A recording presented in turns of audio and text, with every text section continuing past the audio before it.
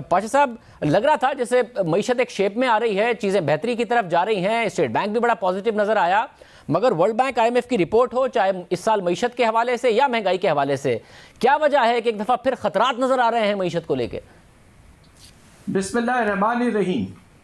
دیکھیے، جو world bank کہہ رہا ہے وہ اس بات پہ اشارہ کر رہا ہے کہ جو ہمارا خاص طور پہ بجٹ کا خسارہ ہے اس کے بڑھنے کے خطرے بہت ہو چکے ہیں۔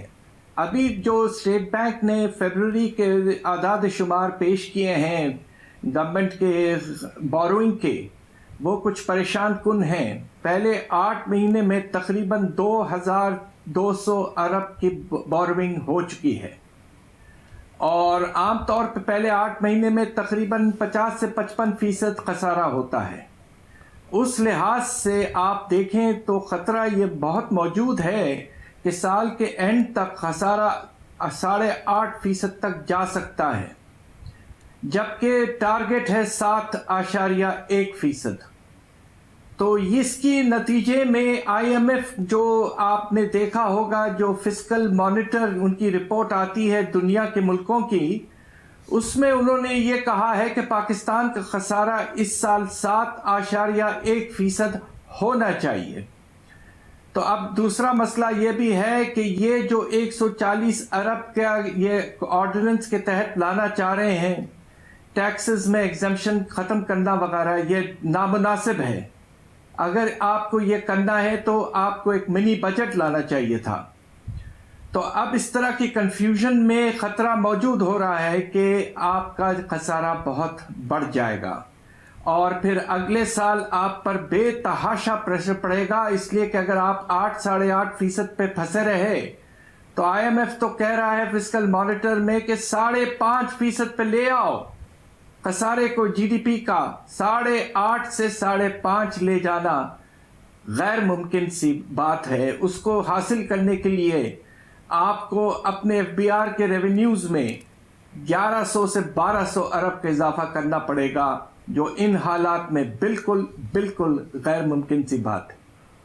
مطلب 2 سال مسلسل خسارہ رہا، آپ تیسرا سال بھی کہہ رہے ہیں کہ 8.5% چلا جائے گا۔ اب فروری میں جو ٹوٹل قرضے کے پاکستان کے نمبر آئے ہیں 36,000 ارب روپے سے تجاوز کر گیا ہے۔ وزیر اعظم کہتے ہیں گزشتہ حکومتوں کی وجہ سے ہم بھگت رہے ہیں۔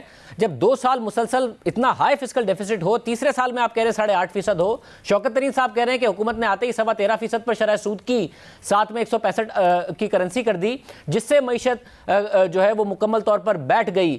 آپ کیا سمجھ رہے ہیں، کیا اس وقت صورتحال اور کون ذمہ دار ہے صورتحال کا؟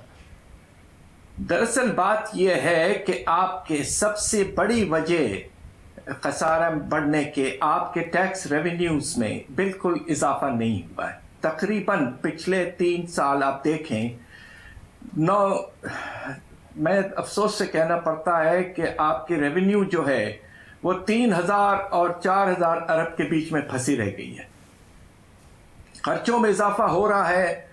آپ دیکھیں گے کہ 2019 کے میں آپ کا جو ڈیٹ سروسنگ کا جو کاسٹ آیا تھا وہ تقریباً 30% بڑھا تھا، اور اس کی وجہ بالکل ٹھیک کہہ رہے ہیں ترین صاحب کہ جب آپ نے سود کو 13.25% پہ لے کے چلے گئے 6% سے، تو یقیناً آپ کی ڈیٹ سروسنگ کی کاسٹ میں بہت اضافہ ہونا تھا۔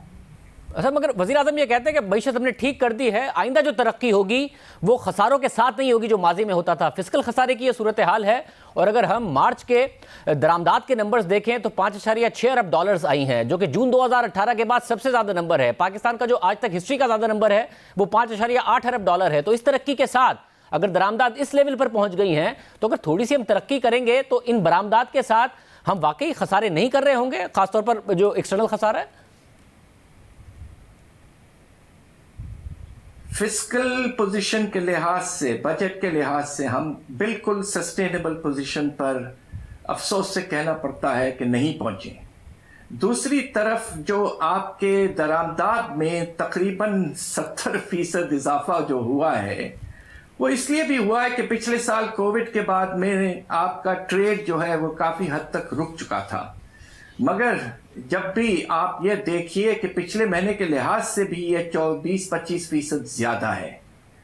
تو اس لیے آپ کے امپورٹس میں بہت اضافہ ہو رہا ہے. اس کی سب سے بڑی وجہ تو یہی ہے کہ آپ کو کپاس، چینی اور گندم کی امپورٹ ابھی بھی بہت کرنا ہے. تقریباً آدھی امپورٹ آپ کی رہ گئی ہے کپاس کی، اس مئی سال آپ کو پورا کرنا ہے. تو آپ کا کرنٹ اکاؤنٹ ڈیفیسٹ جو ہے وہ خسارے میں چلے جائے گا، اور ہو سکتا ہے کہ سال کے اینڈ تک آئی ایم ایف بھی کہہ رہا ہے اور اسٹیٹ بینک بھی کہہ رہا ہے کہ خسارہ تقریباً $3 ارب تک پہنچ سکتا ہے جون تک کرنٹ اکاؤنٹ میں.